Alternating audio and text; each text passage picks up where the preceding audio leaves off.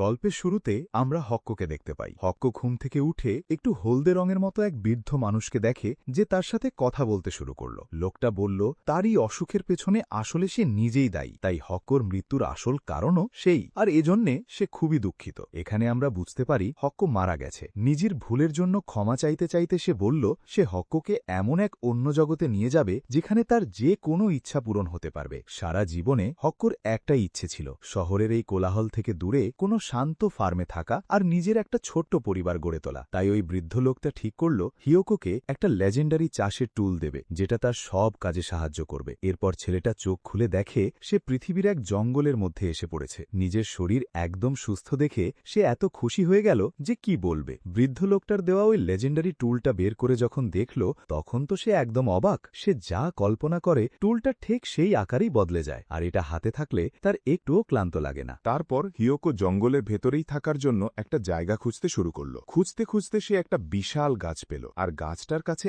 এমন কিছু চিহ্ন ছিল যেটা দিয়ে জায়গাটা সহজেই চিনে রাখা যাবে। জায়গাটা ঠিক করে নেওয়ার পর সে ভাবল আগে পানি জোগাড় করতে হবে, কিন্তু চারপাশে যতই শোনার চেষ্টা করে শুধু গাছের শব্দ ছাড়া কিছুই পাচ্ছে না। নদীও অনেক দূরে, তাই সে ভাবল মাটি খুঁড়ে পানি বের করাই ভালো। এজন্য সে তার টুলটা দিয়ে খনন করা শুরু করল। টুলটা হাতে থাকলে তার একটুও ক্লান্তি লাগত না, তাই সে এক টানা খুঁড়তেই থাকলো। অনেকক্ষণ পর অবশেষে পানি বের হলো। নিজের চোখকেই বিশ্বাস করতে পারছিল না, এত খুশি হয়ে গেল, কারণ এখন সে নিজের জোগাড় করা পানি খেতে পারবে। পানি পাওয়ার পর ইরাক ভাবল যেখানে থাকবে সেই জায়গাটা একটু পরিষ্কার করে বড় করা দরকার। পরিষ্কার করতে করতে সে মাঝখানে একটা গাছ পেল যেটা তার একটু সমস্যা করছিল। আগের জীবনের অভিজ্ঞতা কাজে লাগিয়ে সে গাছটাকে ডানে বামে একটু ফাটিয়ে নিয়ে তারপর তার ফার্মিং টুল দিয়ে এক আঘাতেই কেটে ফেলল। এই টুলটা শুধু গাছ কাটাতে না, কাঠ কাটা আর চিড়ে ফেলাও একদম সহজ করে দিত, যেন কিছু ছুলে কাটছে। সে সব কাঠ জোগাড় করে ঠিকঠাক করে সাজিয়ে শেষে নিজের জন্য একটা ছোট্ট ঘর বানিয়ে ফেলল। এভাবেই দিনটা শেষ হয়ে গেল সূর্য ডোবার আগেই। কিন্তু তখন সে একটু চিন্তায় পড়ে গেল।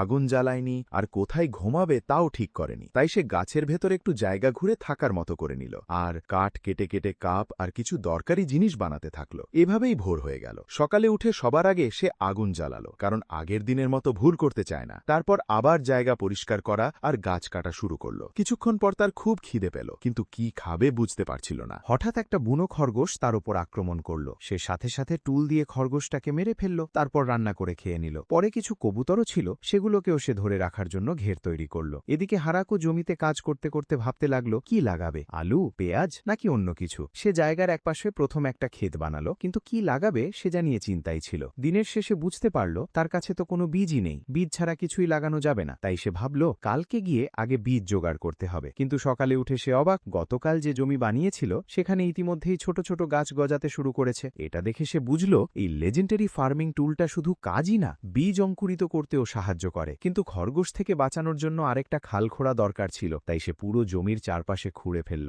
আর যেসব খরগোশ কাছে আসতে চেয়েছিল সেগুলো মেরে ফেলল। তারপর টুলটা দিয়ে গাছে পানি দিতে লাগলো। হক্কো মনে মনে ভাবছিল এই বীজগুলো আসলে কি গাছে পরিণত হবে, যদি আগাছা হয়ে যায় তাহলে তো বড় সমস্যা। দিন দ্রুত চলে যাচ্ছিল, আর হারাকো নিজের জন্য আরেকটা নতুন ঘর বানানো শুরু করল। সবকিছু ঠিকঠাকই চলছিল, কিন্তু একদিন হঠাৎ সে ঘরের বাইরে একটা শব্দ শুনল। বাইরে গিয়ে দেখে দুটো কুকুর একদম ক্লান্ত, মনে হচ্ছে এখনই মারা যাবে। একটুও দেরি না করে হক্কো তাদের ভেতরে নিয়ে এলো, কিছু কাঠ জোগাড় করে তাদের যত্ন নিতে লাগলো। নিজের শিকার করা শুয়োরের মাংস থেকে কিছু দিয়ে তাদের খেতে দিল। এরপর সে আরেকটা কুকুর দেখতে পেল যার পেট ফুলে আছে, দেখেই বোঝা যায় সে গর্ভবতী। খাওয়ার পর হঠাৎ তার পেট খুব ব্যথা শুরু হয়ে গেল, বোঝা গেল বাচ্চা হওয়ার সময় হয়ে গেছে। ছেলেটা একদম বুঝতে পারছিল না কি করবে, তাই কুকুরগুলোকে নিজের ঘরে রেখে দিল, সামনে আগুন জ্বালিয়ে দিল যাতে তারা গরম পায়। তারপর নিজে আবার গাছের কাছে গিয়ে ঘুমাতে গেল, যেমনটা একা মানুষরা করে। পরের দিন হক্কো গিয়ে দেখে কুকুরটা 4টে বাচ্চা দিয়েছে। সে এত খুশি হয়ে গেল যে মায়ের সুস্থতার জন্য আবার মাংস এনে দিল। এভাবে দিনগুলো বেশ আনন্দে কাটতে লাগলো। ছোট কুকুরগুলো বড় হতে লাগলো, আর হারাকো তার দ্বিতীয় ঘরের কাজ চালিয়ে যেতে লাগলো। এদিকে বীজগুলো গাছ হয়ে উঠতে শুরু করলো। সে টুলটাকে কাঁচির মতো বানিয়ে টমেটো কাটতে লাগলো, আর তখনই সে সব বুঝতে পারল। সে যখন বীজ লাগাচ্ছিল তখন মনে মনে যেগুলো কল্পনা করেছিল ঠিক সেগুলোই গাছে ফলছে, আর হাতে থাকা এই টুলের কারণে সবকিছু অন্য যে কোনো ফসলের চেয়ে অনেক দ্রুত বড় হচ্ছে। এটাই সেই লেজেন্ডারি ফার্মিং টুল। এইভাবে জঙ্গলে হিয়াকোর প্রথম মাস শেষ হয়ে গেল। শরীরে ক্লান্তি থাকলেও সেই ছিল একদম সুখের চূড়ায়। তার জীবন ধীরে ধীরে এগোতে লাগলো, আর এই সময়ের মধ্যে সে অনেক কিছু শিখে ফেলল, যেমন আলু বেশি দিন ভালো রাখতে হলে মাটির নিচে রেখে দিতে হয়। এইভাবে সে গাছের বড় হওয়ার নিয়ম আর তাদের লাইফ সাইকেল সম্পর্কেও অনেক কিছু শিখে ফেলল। তারপর একদিন সে তার থাকার জায়গার বাইরে গিয়ে কিছু ফলের গাছ লাগালো। ভাবল ভাবল একটু মিষ্টি ফল হলে জীবনটা আরও সুন্দর হবে। এদিকে সে যে কুকুরগুলো বড় করেছিল তাদের সাথে খেলাধুলো করতে করতে দিনগুলো ভালোই কাটছিল, সব ঠিকঠাকই চলছিল। কিন্তু সমস্যা শুরু হলো যখন শীত চলে আসলো। তখন সে ভাবতে লাগলো এই ঠান্ডা কিভাবে সামলাবে। সে ভাবল খরগোশের চামড়া দিয়ে একটা জ্যাকেট বানাবে, কিন্তু বাজে গন্ধের কারণে সেটা ঠিকমতো কাজ করল না। তখন সে একটু হতাশ হয়ে ভাবতে লাগলো আসলে তার জীবনের আসল উদ্দেশ্যটা কি। এমন সময় হঠাৎ একটা জিনিস এলো, নাম জাবাটান। এটা একটা রহস্যময় মাকড়সা যে কাপড় বুনতে পারে। কুকুরগুলোই এটাকে নিয়ে এসেছিল, আর হিয়াকো তো একদম খুশিতে লাথিয়ে উঠল। মাকড়সাটা তার জন্য কাপড়, জ্যাকেট আর গরম রাখার অনেক কিছু বানিয়ে দিল। এতে তার মনটা শান্ত হয়ে গেল, আর শীতও আরামে কেটে গেল। শীতের সময় সে ঘরের ভেতরেই থাকত ঠান্ডা থেকে বাঁচতে, কিন্তু মাঝে মাঝে তার মনে হতো কাউকে খুব মিস করছে, কারো সাথে কথা বলতে ইচ্ছে করছে, নিজের এই অর্জনগুলো শেয়ার করতে ইচ্ছে করছে। তাই সে আল্লাহর কাছে দোয়া করল যেন তার জীবনে এমন কেউ আসে যার সাথে সে সুখে থাকতে পারে। কয়েকদিন পর কুকুরগুলো জঙ্গলে একটা ছোট মেয়েকে খুঁজে পেল। তারা তাকে নিয়ে এসে যত্ন নিতে লাগল। মেয়েটা খুব দুর্বল ছিল। হিয়াকো যখনই তাকে সাহায্য করতে যেত সে হঠাৎ তাকে আক্রমণ করত, একটু একটু করে তার রক্ত খেতে শুরু করল, আর সাথে সাথে তার চেহারাও বদলাতে লাগলো। হিয়াকো কিছুই বুঝতে পারছিল না কি হচ্ছে, কেন হচ্ছে। তখন কুকুরগুলো মেয়েটাকে মারতে লাগলো যতক্ষণ না সে ক্লান্ত হয়ে আবার ছোট হয়ে গেল। তারপর হিয়াকো তার কাছে গিয়ে জিজ্ঞেস করল, তুমি কি আমাদের শত্রু নাকি না? মেয়েটা বলল, সরি, আমি তো শুধু এখান দিয়ে যাচ্ছিলাম। তারপর একটু মজা করে বলল, কিন্তু এই কুকুরগুলো আমাকে এমন মারল, তুমি তো দেখেছ। পরে আরেক সময় সে বলল তার শরীর ঠিক রাখতে আর বড় হতে হলে আরও একটু রক্ত দরকার। যেহেতু হিয়াকোর শরীর এখন একদম সুস্থ আর এতে কোনো সমস্যা হচ্ছিল না, তাই সে তেমন কিছু ভাবল না। আসলে মেয়েটা ছিল একটা ভ্যাম্পায়ার, আর তার নাম মীরা। এরপর হিয়াকো মীরাকে নিজের জায়গার ভেতরে নিয়ে এলো। চারপাশ দেখে মীরা একদম অবাক। এই গাছগুলো কি? আমি তো আগে কখনো দেখিনি, বিশ্বাসই হচ্ছে না। তারপর হায়েকো একটা টমেটো কেটে তাকে খেতে দিল। খেয়ে মীরা হাসতে লাগলো, খুব ভালো লেগেছে তার। সেদিনটা তারা একসাথে কাটালো। মীরা পুরো বাগান ঘুরে ঘুরে সব গাছপালা দেখল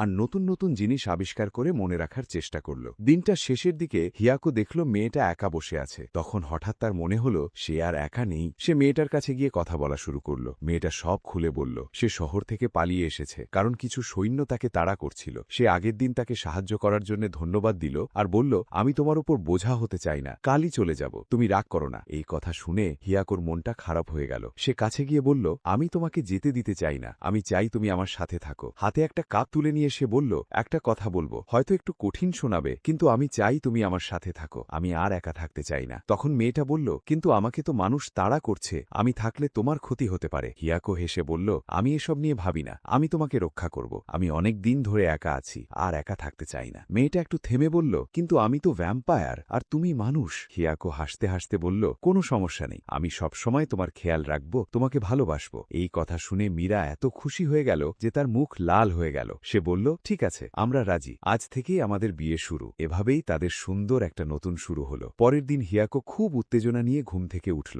আর অনেক এনার্জি নিয়ে মাঠে কাজ করতে চলে গেল। তার খুশি বলে বোঝানো যায় না। মীরাও হাসি মুখে তাকে শুভেচ্ছা জানালো। একদম পূর্ণিমার চাঁদের মতো সুন্দর লাগছিল তাকে। তারপর হিয়াকো মজার ছলে বলল, তুমি আমাদের গ্রামে প্রথম মানুষ, আর তোমার নম্বর হলো 30। মেয়েটা হেসে বলল, কি সুন্দর একটা 30। এরপর তারা একসাথে মাঠে কাজ করতে লাগলো। সবকিছু বেশ ভালোই চলছিল। কিন্তু পরের দিন হঠাৎ কাজ করার সময় একটা অ্যালার্মের মতো শব্দ হলো। হক্ক দৌড়ে গিয়ে বাইরে দেখল আর একটা মেয়েকে কুকুরগুলো ধরে রেখেছে, বেঁধে রেখেছে। মীরার মতোই একই ঘটনা। হক্ক খুশি হয়ে গেল, তাড়াতাড়ি গিয়ে মেয়েটাকে ছাড়িয়ে দিল। তারপর জিজ্ঞেস করল, তুমি কে আর এখানে কেন এসেছো? মেয়েটা বলল, আমার নাম টিয়া, আমি স্বর্গের বংশধর, আমি একটা নির্দিষ্ট মানুষকে খুঁজতে এসেছি। সে আরো বলল, ওই মানুষটা পালানোর চেষ্টা করছিল, কিন্তু আমি তাকে খুব আরামে থাকতে দেখলাম, তাই জোর করে ধরে ফেললাম। এরপর আবার কুকুরগুলো টিয়ার ওপর ঝাঁপিয়ে পড়ল আর তার মাথায় আঘাত লাগলো। হক্ক তাড়াতাড়ি গিয়ে পরিস্থিতি শান্ত করল। তারপর তাকে নিজের ঘরে নিয়ে এসে মীরার সামনে বসালো। বলল, আচ্ছা এখন ঠিকমতো সব বলো, কেন তুমি ওই লোকটাকে খুঁজছিলে? টিয়া বলল,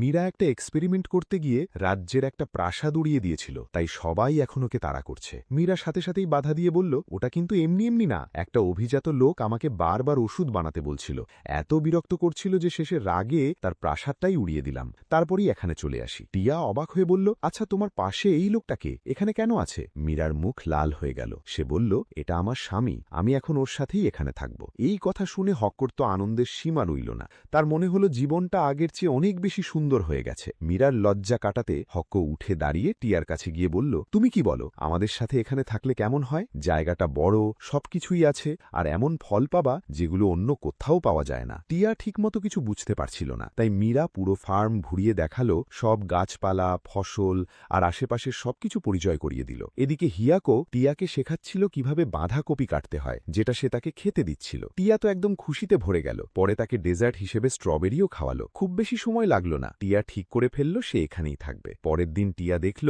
এই জাদুকরী কুকুরগুলোর বংশ কত বড় হয়ে গেছে, আর সেই মাকড়সা আর তার বাচ্চারাও বাড়তেই আছে। এসব দেখে হিরাকো বলল, আমি তোমার জন্য আরও কিছু মানুষ নিয়ে আসব। সে ফার্ম থেকে চলে গেল, আর কয়েকদিন পর ফিরে এলো। সাথে নিয়ে এলো প্রায় 1000 মানুষ। তাদের দেখে মনে হচ্ছিল সবাই একসাথে থাকলে পরিবেশটাই বদলে যায়। টিয়া বলল, ওরা আগে উত্তরের একটা গ্রামে থাকত, কিন্তু দানবদের সাথে যুদ্ধ লেগে যাওয়ায় তাদের গ্রাম ধ্বংস হয়ে গেছে। এখন ওরা ঘর হারা, অনেক দিন ধরে ঘুরে বেড়াচ্ছে, কোথাও থাকার জায়গা পাচ্ছিল না। টিয়া তখন বলল, প্লিজ আমাদের এখানে থাকতে দাও। হিরাকো সবার কথা শুনল, তারপর তাদের অনুরোধে রাজি হয়ে গেল। এরপর মেয়েগুলো ধীরে ধীরে গ্রামের সাথে মিশে গেল, আর কৃষি আর কাজকর্মে সাহায্য করতে লাগলো। এমনকি নতুন নতুন খাবারও বানাতে শুরু করলো। কয়েকদিন পর ওই 1000 মানুষ তাদের প্রথম গম কাটল, আর গ্রামে ঘোষণা হলো এবার রুটি বানানো হবে। এই খবর শুনে হেরকো একদম অবাক, কারণ এই দুনিয়ায় আসার পর থেকে সে আর রুটি খায়নি। পরের দিন জাবাটন একটা রানী মৌমাছিকে ধরে হাক্কোর কাছে নিয়ে এলো। মনে হচ্ছিল ওকে কষ্ট দেবে, কিন্তু হাক্কো তাকে শান্ত করে বলল, এভাবে মেরো না, বরং রেখে দাও, এটা আমাদের মধু দেবে। জাবাটন তার কথায় রাজি হয়ে গেল। তারপর হিয়োকো মৌচাকের জন্য একটা সুন্দর জায়গা বানালো, চারপাশটা একদম সতেজ আর সুন্দর করে সাজিয়ে দিল। এরপর সে ভাবল, গ্রামের মানুষ তো এখন অনেক বেড়ে গেছে,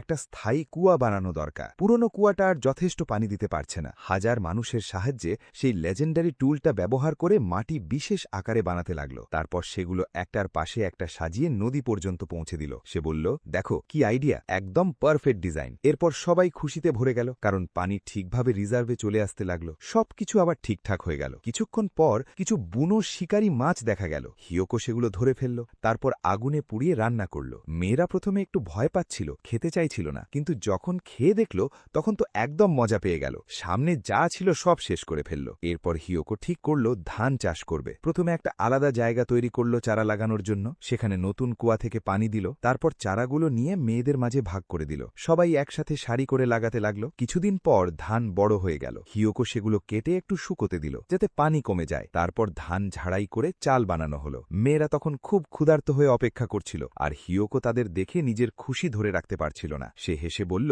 আর একটু অপেক্ষা করো। সে বলল, খাবার রেডি। তারপর চুলায় আগুন জ্বালিয়ে ভাত বসালো। ভাত হয়ে গেলে সে ভাত দিয়ে বল বানিয়ে মেয়েদের হাতে দিতে লাগলো।